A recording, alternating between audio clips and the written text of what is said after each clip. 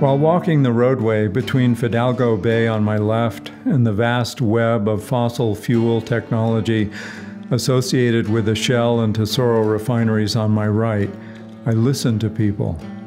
I seek out the peacekeepers to learn more about their background, their training and motivation as they make their contribution to our entirely nonviolent action. I listened to an orchardist from the Willamette Valley explain her decision to rip out plum, apple, and cherry trees in favor of more drought-tolerant plants and trees as the climate changes in even the wettest of Oregon valleys. I listened to young women with children and older men like myself who are motivated to participate in climate protests because of grandchildren. And I hear a man behind me say, "I'm an operator at the Shell refinery." I know the code, so I drift back through the crowd and keep this unshaved man in a black t-shirt on my left so I can hear his story above the wind. I gain admission to the conversation because I tell him my son was an operator in Southern California and now works as a biologist for BP. This cracks the molecule. When I express amazement that a man who controls the valves at an oil refinery is walking with climate activists, he says, "I see what's going on. I'm a grandfather too and want a different future for my children and grandchild. Look, I don't want Bakken trains here any more than you do.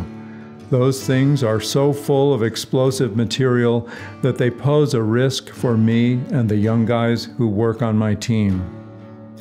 He pauses to make sure I understand. Resuming, he says, "At these plants, we basically boil gasoline. Tell me about danger." I continue to ask him about his motivations and safety concerns and the role of subcontractors at the refinery whom the bosses hire when they don't want to put their own workers at risk. Knowing that there aren't many secrets on a refinery crew, I ask him how the young men he supervises responded to him once they found out he was joining the march. He says, "I tell them, look around. Things are changing, and they are changing fast. We better see what's going on. Did you know that Dubai has decided that solar is cheaper than continuing to put money in oil infrastructure? They are making massive investments in solar energy, and when this becomes about economics, it's going to change really fast. We can't keep doing this, never mind the danger. I'm just planting seeds, putting little seeds in the ground, hoping they'll grow. And if they start to give me backtalk, I smoke cigars, I tell them, hey guys, I'm going out for a smoke.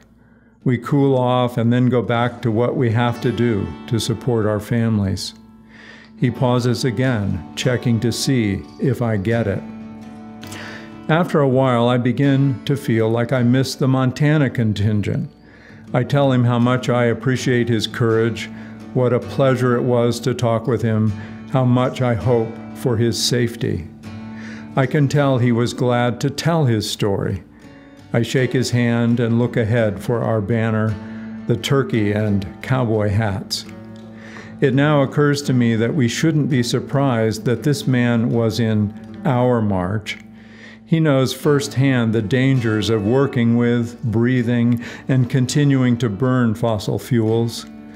When we feel as though all the great powers are aligned against us, including the power of indifference and cynicism, as we look at the long line of black-clad cops with pistols on their hips and automatic weapons in their SUVs who see us as the threat, not the system they are defending, we need to remember that there is leaven in the loaf. As the refinery worker said, things are changing, and they are changing fast. Sometimes it is the stranger in our midst who convinces us to keep having faith in our cause.